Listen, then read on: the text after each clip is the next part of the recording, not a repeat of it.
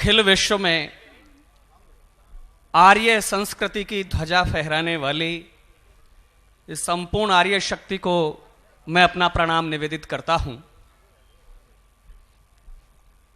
ये आर्य समाज का पावन पुनीत मंच है और बहुत श्रेष्ठ संचालन और सूत्रधार हैं इस कार्यक्रम के मनीषी जी, जो आर्य समाज के सबसे सशक्त कवि के रूप में जाने जाते हैं। सारे हिंदुस्तान में जो अपनी आर्य ध्वजा को, आर्य पताका को फहराते हैं अपनी लेखनी के माध्यम से, अपने स्वरों के माध्यम से, ऐसे आदरणीय मनीषी जी और तमाम मंच पर मेरे आदरणीय कवि बैठे हैं, सबकी उपस्थिति को प्रणाम करता हूं। और चार पंक्तियां कर्णवंतो विश्वमार्यम का मंत्र फूंकने वाले उस महर्षि के नाम निवेदित करना चाहता हूं। अपना मन, मस्तिष्क और हाथ खोल करके रखें कि जब था अविद्या का अंधेरा घन घोर घिरा, जब था अविद्या का अंधेरा घन घोर घिरा, चहुं ओर ज्ञान छिटकाया दयानंद ने। और भारत की दीनहीन दारुण दशा को देख, भारत की दीनहीन दारुण दशा को देख, पाठ स्वाभिमान का पढ़ाया दयानंद ने। भारत की दीनहीन दारुण दशा को देख, पाठ स्वाभिमान का पढ़ाया दयानंद ने। पाखंड खंडनी ध्वजा व ओम की पताका, पाखंड खंडनी ध्वजा व ओम की पताका, लेके डंका वेदों का बजाया दयानंद ने। और अगली पंक्ति पर सबका समर्थन चाहूंगा कि पाखंड खंडनी ध्वजा व ओम की पताका, लेके डंका वेदों का बजाया दयानंद ने। कर्णवंतो विश्वमार्यम वाला मंत्र फूंक, सोए हुए विश्व को जगाया दयानंद ने। कर्णवंतो विश्वमार्यम वाला शंख फूंक, सोए हुए विश्व को जगाया दयानंद ने। और एक छोटी सी रचना मैं महर्षि जी के चरणों में समर्पित करते हुए अपने मूल काव्य पाठ पर आऊंगा। महर्षि दयानंद एक दिन वैराग्य के पश्चात और जब समाज का कार्य कर रहे थे, परिवार को छोड़ करके निर्जन में बैठे हुए उन्हें अपनी मां की स्मृति हो आई और उन्हें लगा कि मैं मां की अनुमति के बिना चुपचाप घर छोड़ आया हूं, इसकी वेदना मां को होगी। तो उन्होंने एक पत्र लिखा अपनी मां के नाम। वो मेरी कल्पना में देखिए कि महर्षि जी ने क्या पत्र लिखा। एक छोटी सी रचना सबके चरणों में समर्पित करता हूं कि मूलतः शंकर के अंश से उजागर से, मूलतः शंकर के अंश से उजागर से, एक बार मूल शंकर बैठे थे विजन में और भावों की वेगमयी सरिता में डूबे से जननी की पीड़ा का विचार किया मन में। और वात्सल्यता की प्रतिमा की सांत्वना को देव दयानंद ने लिखा था एक पत्र। और वात्सल्यता की प्रतिमा की सांत्वना को देव दयानंद ने लिखा था एक पत्र कि माता जो तुम्हारी अनुमति के बिना ही गेह त्यागा अपराध है, माता जो तुम्हारी अनुमति के बिना ही गेह त्यागा अपराध है। अक्षम्य किंतु ममता का माता है अथाह कोश, मुझे क्षमा दान दें और तेरा घर छोड़ दिल दुखाया। किंतु आज भारत की कोटि कोटि माताएं बाल्यकाल से ही जिन्हें प्राप्त वैधव्यता प्रसव का ज्ञान पास आया नहीं, जिनके पुत्र छोड़ो पति क्या है यह भी नहीं जानती, और कितनी ही नर की कुवासना के पाश बंधी आत्महत्या के लिए बाध्य हो जाती, जो करके सजल नेत्र मुझको पुकारती हैं, करके सजल नेत्र मुझको पुकारती हैं, मानो करके सजल नेत्र मुझको निहारती हैं, मानो रक्षा के हेतु मुझको पुकारती हैं, मानो रक्षा के हेतु मुझको पुकारती हैं, मानो रक्षा के हेतु मुझको पुकारती हैं। तो माता आज धर्म के ठेकेदार पहरेदार, माता आज धर्म के ठेकेदार पहरेदार घुन के समान हैं, स्वधर्म को ही खा रहे। अरे ऋषियों की वाणी और ज्ञान के अथाह कोश, वेदों को गडरियों के गीत तक बता रहे। अरे यज्ञ भगवान की परम पावन साधना में महानीच मानवों की बलि तक चढ़ा रहे। तो माता आज धर्म के ठेकेदार पहरेदार घुन के समान हैं, स्वधर्म को ही खा रहे। ऋषियों की वाणी और ज्ञान के अथाह कोश, वेदों को गडरियों के गीत तक बता रहे। यज्ञ भगवान की परम पावन साधना में महानीच मानवों की बलि तक चढ़ा रहे। तो माता मेरा देव तुल्य प्यारा भारतवर्ष देश दासता की बेड़ियों में पड़कर कराहता है। बहा अश्रुधार बार बार माता नैनों से, मातृभू के ऋण के चुकाने को बुलाता है। गौरी डलहौजी और गजनी से घावों को करके सजल नेत्र मुझको दिखाता है। बोलो क्या न जाऊं भारत माता के बचाने को, बोलो बोलो क्या ना जाऊं भारत माता के बचाने को, कहो क्या ना जाऊं मातृभूमि ऋण चुकाने को। माता इन्हीं प्रश्नों के उत्तरों का ध्यान धर, माता इन्हीं प्रश्नों के उत्तरों का ध्यान धर। करें बलिदान पुत्र मेरी यही याचना, और सफलता के हेतु मां प्रसन्न हो आशीष दें। कर बद्ध बार बार मेरी यही प्रार्थना, सफलता के हेतु मां प्रसन्न हो आशीष दें। अच्छा अर्जुन, क्या बात है भाई, वाह। हाँ। मैं मूलतः समसामयिक स्थितियों पर मैं लिखता हूं, और पिछले दिनों से कुछ एक विवाद चल रहा है, और एक व्यक्ति को प्राण दंड जो बहुत पहले मिल जाना चाहिए था उसकी निर्धारण पर भी नहीं मिला है। बढ़िया विषय लिया भैया। तो और कहीं बहुत अच्छे कुछ गुलाम या कुछ बादशाह उसकी फांसी का विरोध करते हैं, और कहीं दुहाई दी जाती है कुछ लोगों के द्वारा कि इसलिए उसे प्राण दंड ना दिया जाए चूंकि उसके घर में एक वृद्ध मां है और छोटी बच्ची है, छोटा बच्चा है। तो कहीं चार पंक्तियां एक मेरे मर्म को भेदती है, ये भावना, ये घटना, और कहीं चार पंक्तियां जन्म लेती हैं। मैं एक प्रश्न पूछना चाहता हूं उन लोगों से जो ये बात कह रहे हैं, जो अफजल की फांसी का विरोध करते हैं, उनसे कि खून से सने जो हाथ उनका दिया है साथ, खून से सने जो हाथ उनका दिया है साथ, तुमने तो न्याय का विधान कुछ ना रहा। खून से सने जो हाथ उनका दिया है साथ, तुमने तो न्याय का विधान कुछ ना रहा। और कितनी उजाड़ी कोख कितने सुहाग लूटे, उस आतताई से महान कुछ ना रहा। कितनी उजाड़ी कोख कितने सुहाग लूटे, उस आतताई से महान कुछ ना रहा। और मंदिर अभी भी लोकतंत्र का लहू लुहान, शहीदों के घर का भी ध्यान कुछ ना रहा। और अफजल का ही परिवार हुआ मूल्यवान, 8 सैनिकों का बलिदान कुछ ना रहा। अफजल का ही परिवार हुआ मूल्यवान, 8 सैनिकों का बलिदान कुछ ना रहा। किससे याचिका मांगी जा रही है, किसके सामने?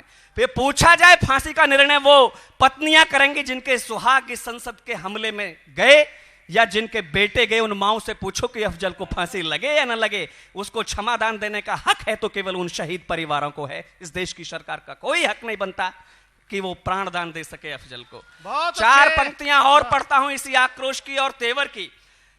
मेरे या तो समर्थन में तालियां बजाना या मेरे विरोध में तालियां बजाना, लेकिन तालियां बजाना जरूर, मुझे ये पता लगे कि मैं कविता को आगे पढ़ूं या ना पढ़ूं। 4 पंक्तियां पढ़ना चाहता हूं इसी संदर्भ में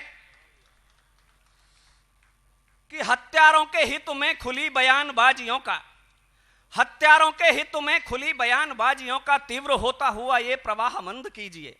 हत्यारों के हित में खुली बयानबाजियों का तीव्र होता हुआ ये प्रवाह मंद कीजिए। उग्रवादियों के पक्षधारियों के पक्ष काट बलिदानियों के मान को बुलंद कीजिए।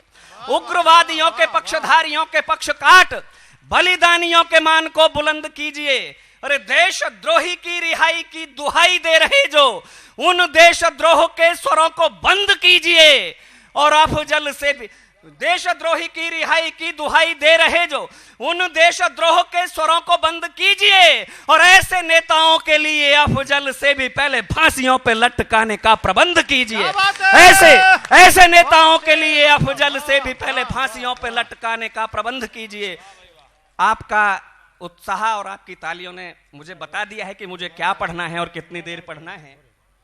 मैं शाबाश, बहुत अच्छे, कहीं बहुत अच्छे, जब किसी अशफाक उल्लाह खां को आर्य समाज के संस्कार मिलते हैं राम प्रसाद बिस्मिल के माध्यम से, तो इतिहास लिखा जाता है। एक संस्मरण है, अशफाक उल्लाह खां फांसी के तख्ते पर जब जा रहे थे तो उनसे जेलर ने उनकी अंतिम इच्छा पूछी। अशफाक उल्लाह खां ने कहा कि कुछ आरजू नहीं है, कुछ आरजू नहीं है आरजू तो ये है, रख दे कोई जरासी खाके वतन कफन में। और आजादी के 50 साल बाद कहीं वंदे मातरम का विरोध होता हो तो मेरे मन में जो पीड़ा है उसे व्यक्त करना चाहता हूं 4 पंक्तियों के माध्यम से। दिल्ली भले ही झुक जाए वंदे मातरम का गीत का यदि विरोध हो इस बात पर, लेकिन आपकी तालियां, आपका समर्थन यह बताएगा कि यह देश वंदे मातरम गीत को गाता रहा है, गाएगा, गा रहा है। 4 पंक्तियां मैं पढ़ना चाहता हूं वंदे मातरम के संदर्भ में कि देशद्रोहियों से प्रतिबंध हटने लगे हैं, देशद्रोहियों से प्रतिबंध हटने लगे हैं, देश प्रेमियों को शूली पे चढ़ाया जाएगा, सिर्फ सत्ता के लिए ही कुर्बानियां बची हैं, राष्ट्र एकता को दाव पे लगाया जाएगा, सिर्फ सत्ता के लिए ही कुर्बानियां बची हैं, राष्ट्र एकता को दाव पे लगाया जाएगा। आज संविधान की है मर्यादा तार तार, कल को तिरंगा भी न फहराया जाएगा। और अंतिम पंक्ति पर एक एक व्यक्ति का समर्थन चाहूंगा कि आज संविधान की है मर्यादा तार तार, कल को तिरंगा भी न फहराया जाएगा। दिल्ली आज वंदे मातरम गीत पे झुकी तो कल यहां राष्ट्रगान भी न गाया जाएगा। दिल्ली आज वंदे मातरम गीत पे झुकी तो कल यहां राष्ट्रगान भी न गाया जाएगा। और 4 पंक्तियां पढ़ना चाहता हूं। मेरी मान्यता है कि कोई व्यक्ति कितना भी महान हो सकता है, कोई धर्म कितना भी महान हो सकता है, लेकिन कोई भी व्यक्ति, कोई भी धर्म मेरे राष्ट्र से महान नहीं हो सकता, कोई भी धर्म राष्ट्र धर्म से महान नहीं हो सकता। 4 पंक्तियां आपके बीच में रखता हूं और तमाम राष्ट्रवादियों का समर्थन चाहता हूं अपने साथ। कि क्रांतिकारियों का इतिहास ना मिटाओ मित्र, बलिदानी सागर के सीपियों का मोती है। क्रांतिकारियों का इतिहास ना मिटाओ, यह बलिदानी सागर के सीपियों का मोती है। और जो भी कौम देश की शहादत को भूलती है, कंधों पे गुलामी का सदा वो बोझ उठाती है। जो भी कौम देश की शहादत को भूलती है, कंधों पे गुलामी का सदा वो बोझ उठाती है।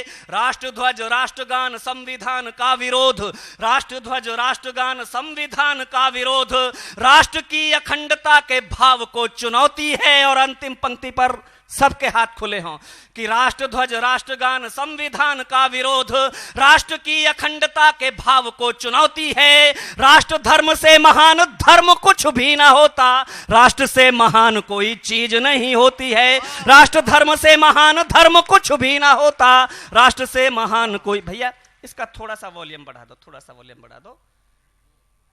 और वंदे मातरम गीत को भला कोई रोक सकता है गाने से? ये गीत फांसी के फंदों पर लटक करके गाया गया, शूलियों पर चढ़ करके गाया गया। ये गीत अशफाक उल्लाह खां के लिए कुरान था, ये भगत सिंह के लिए गुरु ग्रंथ साहब था।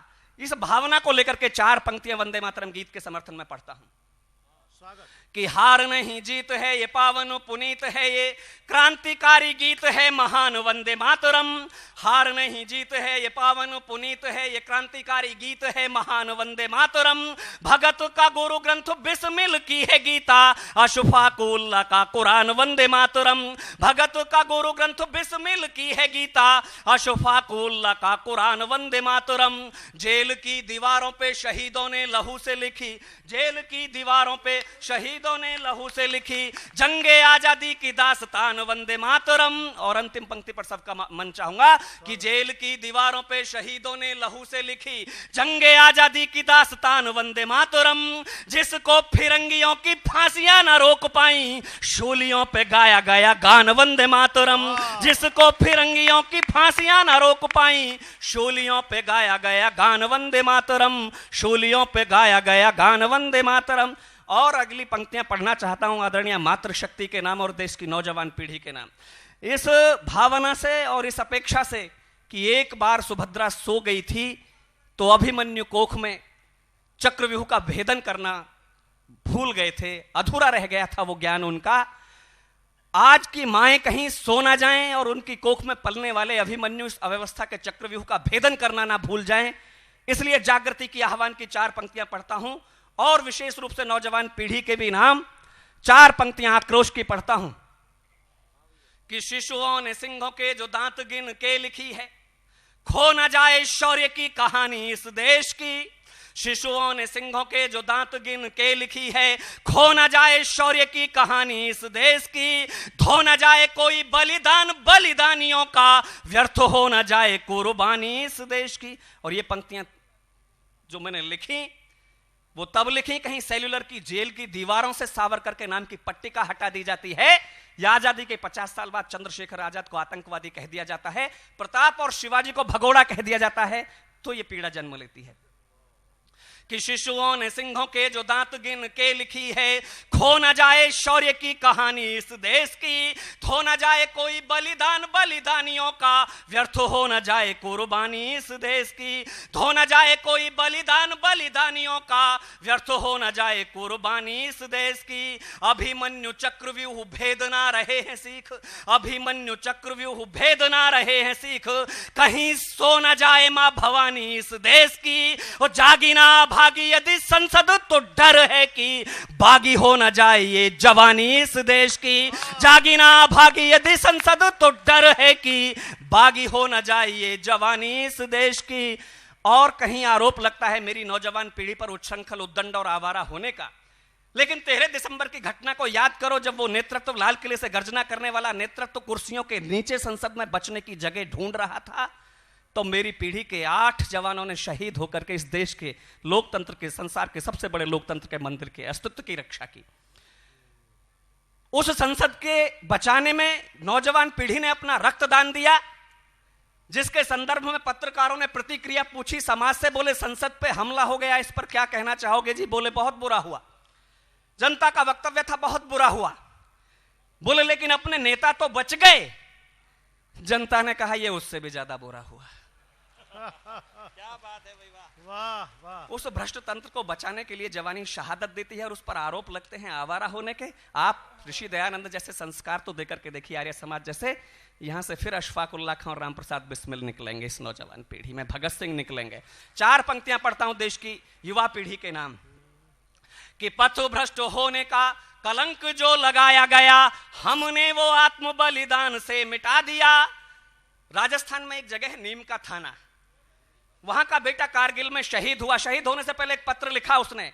1 महीने पहले जो पत्नी की दुल्हन की डोली घर पर लेकर के आया था, कारगिल की सीमा की सरहदों पर भेज दिया गया लड़ने के लिए। सरहदों से उसने अपनी पत्नी के नाम एक पत्र लिखा कि सनम तेरे इश्क पर जान भी कुर्बान है। ये कोई बड़ी बात नहीं है, कोई भी नौजवान लिख सकता है। लेकिन दूसरी पंक्ति जो उसने लिखी राजस्थान के बेटे के नाम पर तालियां बजाना कि सनम तेरे इश्क पर जान भी कुर्बान है, पर मादरे वतन पर ये इश्क भी कुर्बान है। उस नौजवान पीढ़ी की ओर से पंक्तियां पढ़ना चाहता हूं आदरणीय मंच का आशीर्वाद लेते हुए कि पथ भ्रष्ट होने का कलंक जो लगाया गया, हमने वो आत्म बलिदान से मिटा दिया। देश की सुरक्षा हेतु देश की जवानियों ने सीमाओं पे बूंद बूंद रक्त को बहा दिया। देश की सुरक्षा हेतु देश की जवानियों ने सीमाओं पे बूंद बूंद रक्त को बहा दिया।